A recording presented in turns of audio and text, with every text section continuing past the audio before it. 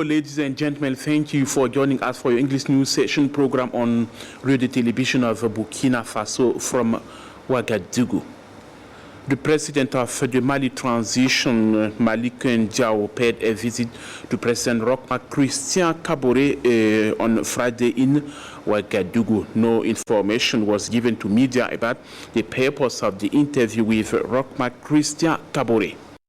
The head of state also had an interview with the European Union representative for Africa, Emmanuela Del Rey, and the president of Faso, Roch-Marc Christian Kaboré, dealt with the issue of the national situation in Burkina Faso and the cooperation between the EU and Burkina Faso.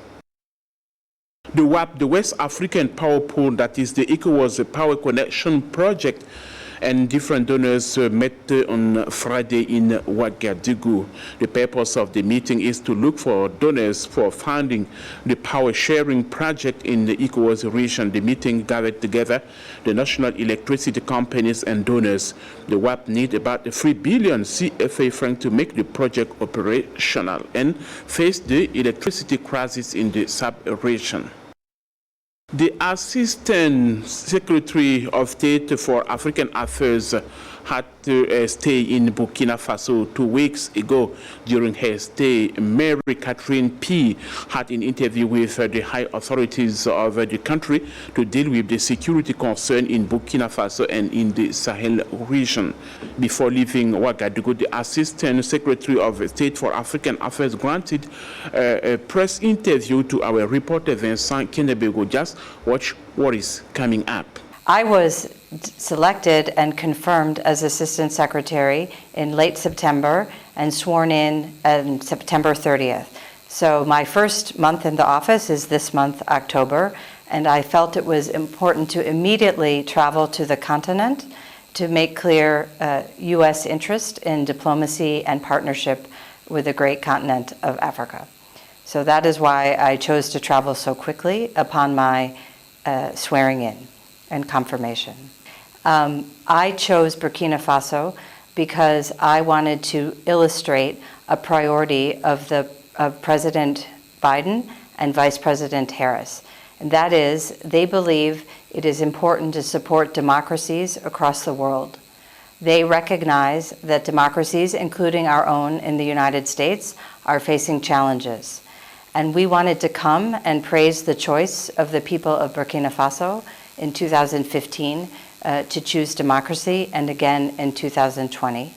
So we wanted to highlight the selection you have made for this important form of government, because we believe from our own experience and from the experience we see around the world that this is the best system to unleash the potential of all citizens so that countries can achieve peace and prosperity. We talked, first of all, about this issue I just raised, democracy, and how important it is for Burkina Faso to deepen the institutions of democracy in your country. You all see what's happening in your region. You see challenges to elected governments, and it's important for Burkina Faso to continue on the positive path you have chosen for yourself. We also talked about the challenges that you are facing, challenges that are common to many countries. Challenges in the economic sector, challenges from health, particularly COVID, challenges from the climate change, and also security challenges. So we discussed these challenges and the forms of partnership that we would have in addressing these common threats. I was very encouraged because the President and the United States view the problem in the same way. That is, if you only focus on security, you will not succeed. The terrorism problem is a problem that has many components. It has a development component, an economic component, a social component. And so you must address the threat by improving your activities in all of these sectors. So we talked about that shared vision of how to handle the terrorism problem. And my expectation is the United States will remain a strong and valuable partner to Burkina Faso, because Burkina Faso's success is success for the United States. Because not only do we want to see the Sahel become stable, we don't want to see the problems here in the Sahel spread to your friends and neighbors in the coastal part of West Africa. So this is an important time and an important place, and I'm honored to be here. Talking about diplomacy, let's say that the ambassador of Algeria to Burkina Faso is ending his stay in Ouagadougou.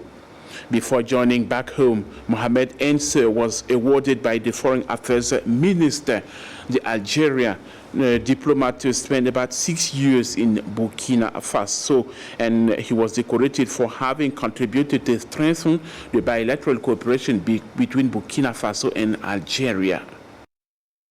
The Sustainable Development National Council and the UICN, the International Union for the Nature Conservation, had a workshop in Ouagadougou last week. The meeting gathered together many participants from many countries to think on the climate change concern. For more details, I invite you to listen to Ejiav Oshua Dorcas. She's from the UICN office from Ghana. She's dealing with the purpose of the meeting in Ouagadougou. Well, the interest of this meeting is to sensitize the partners on the IUCN developed methodology tool called Restoration Opportunity Assessment. And this project, that's the Land of Opportunity project, is being implemented through partners. And so we believe that to be able to really get the information and then also sensitize the people, the partners, there is a need to bring them on board and then discuss to build their capacity to the level that we can implement the room to help us restore degraded areas in the 3 countries, that's Ghana, Niger, and then Burkina Faso. Well, comparing the 3 countries, I think we are at the same level because we keep having degradation. For instance, Ghana has a degradation rate of 2% per annum, which hasn't changed for a very long time. And per the discussions also, Burkina Faso and then Niger are also experiencing degradations. And these countries also fall under Sahel countries. So it is very important that we beef up our games to be able to restore our degraded landscape. Otherwise, the future generation coming wouldn't have trees sitting on the ground and then making use of it like we see here. Are we about to know what happened exactly on the assassination of the former President Thomas Sankara and 12 other persons on October 15, 1987? Anyway, it does look like the trial was open on the 11th of October, and the person accused are behind the military court. 14 accused are behind the military court, and the 2 main accused are missing: Blaise Compaoré and Yacinthe Kafando. He's a security guard commander who are out of the country. The militaries who are suspected to have contributed in the assassination of the father of the revolution of Burkina Faso are being heard. The wife of the President Thomas Sankara, Mariam Sankara, says she is very happy because she will finally know the truth about the death of her husband. For the time being, nobody pleaded guilty.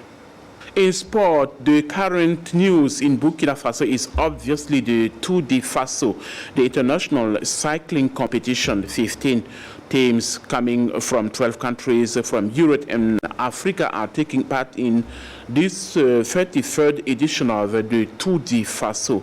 The 8th test of about 122 kilometers was run on Friday between Kubri and Po localities. The German Mario Vogt won the step with 47.519 kilometers hour. The yellow jersey is currently owned by the Swiss Daniel Michmann. Thank you for watching. Stay tuned to Radio Television of Burkina Faso to enjoy your weekend. See you next time and take care.